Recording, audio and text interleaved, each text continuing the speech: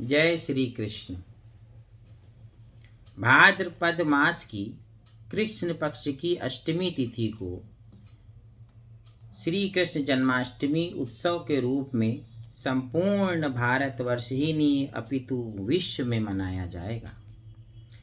भगवान कृष्ण सनातन धर्म के प्रबल स्तंभ हैं और जब इस संसार में जब जब आतंक बढ़ता है, जब जब अधर्मी पापी इस संसार में बढ़ते हैं, तब तब भगवान श्री हरि विष्णु संसार में अवतरित होते हैं और श्री हरि विष्णु के 8वें अवतार भगवान कृष्ण इसी जन्माष्टमी के शुभ अवसर पर धरती पर अवतरित हुए।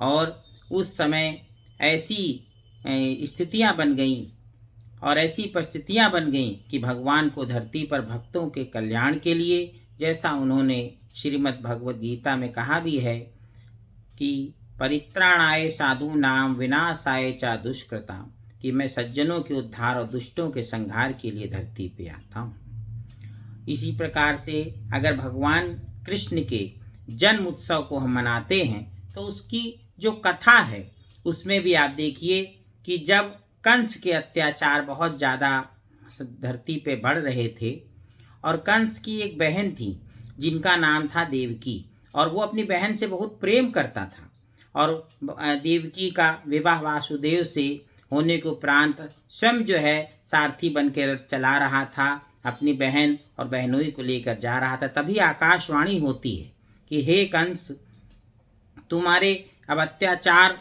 की सीमाएं बहुत दूर दूर तक नांग गई हैं और अब तुम्हारे अंत होने का समय आ गया है। जिस बहन से तुम इतना प्रेम कर रहे हो उसी की 8वीं संतान तुम्हारा वध करेगी। तभी जो है कंस जिस आकाशवाणी को सुन के बड़ा भयभीत हो जाता है और वो तुरंत देवकी और वासुदेव को बंदी बना लेता है। और तब वासुदेव जी कहते हैं कि आप अपनी बहन का वध न करें, अपितु जो भी संतान होगी हम आपको दे देंगे। और इस प्रकार से उन दोनों को कैद में रखता है, बड़ी यातनाएं देता है और एक एक करके सभी बच्चों का वध करता।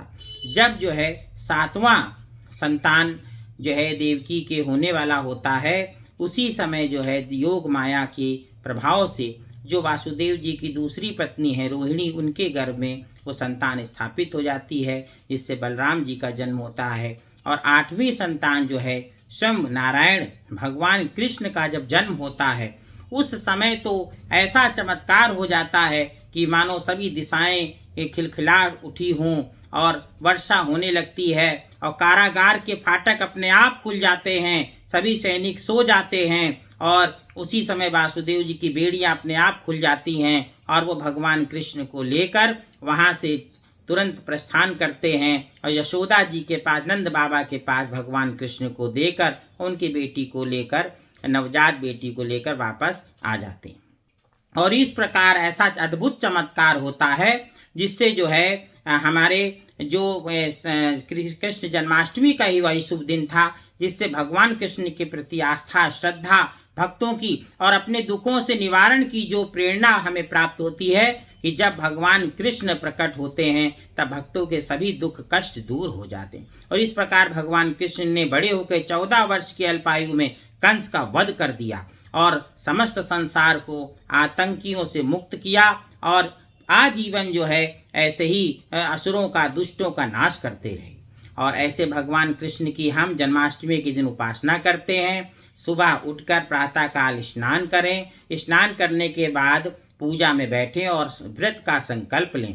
पूरे दिन व्रत उपवास रखा जाता है। व्रत में सात्विक आहार ग्रहण करना चाहिए। मांस, मदिरा, मछली, अंडे इत्यादि का प्रयोग बिल्कुल ना करें। किसी प्रकार का नशा ना करें और उस दिन जो है फलाहार आप रह सकते हैं और फल आदि, दुग्ध या दूध से बनी चीज का सेवन करें। और रात्रि शाम को आरती के बाद तुरंत जो है पूजा की तैयारी शुरू कर दीजिए। और भगवान कृष्ण का जन्म रात्रि चूंकि 12 बजे हुआ था, इसलिए रात्रि 12 बजे भगवान कृष्ण का जन्म उत्सव मनाया जाता है। सजावट की जाती है, रंगोली इत्यादि जो है वो से मंदिर को सजाया जाता है और फिर जो है खीरे को बीच से ऐसे काट कर उसमें लड्डू गोपाल की छोटी सी मूर्ति को रख देते हैं। 12 बजे जो है भगवान को प्रकट किया जाता है और दूध, दही और घृत और मधु, शहद से और शर्करा से स्नान कराया जाता है। फिर पंचामृत स्नान कराते हैं, शोधोदक स्नान करके नए वस्त्र भगवान को पहनाते हैं, पुष्पमाला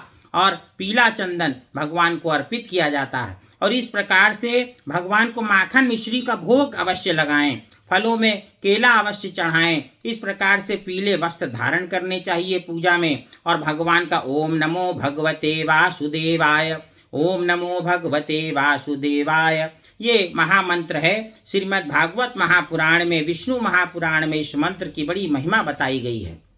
तो इसी मंत्र से भगवान की उपासना करिए और ओम क्रीं कृष्णाय नमः इस मंत्र का भी जप करना चाहिए। रात्रि में भजन कीर्तन अवश्य करना चाहिए। प्रसाद भगवान को अर्पित करके पंचामृत और ग्रहण करें और सबको ग्रहण करावें प्रसाद को। और फिर भगवान का प्रकटय जब हो जाए, पूजन उपासना हो जाए, उसके उपरांत फिर व्रत को पारण करना चाहिए। कुछ लोग अगले दिन सूर्योदय में पारण करते हैं। जहाँ पर जैसी लोक रीति हो उस अनुसार से जन्माष्टमी को सभी को हर्ष उल्लास के साथ में मनाएं।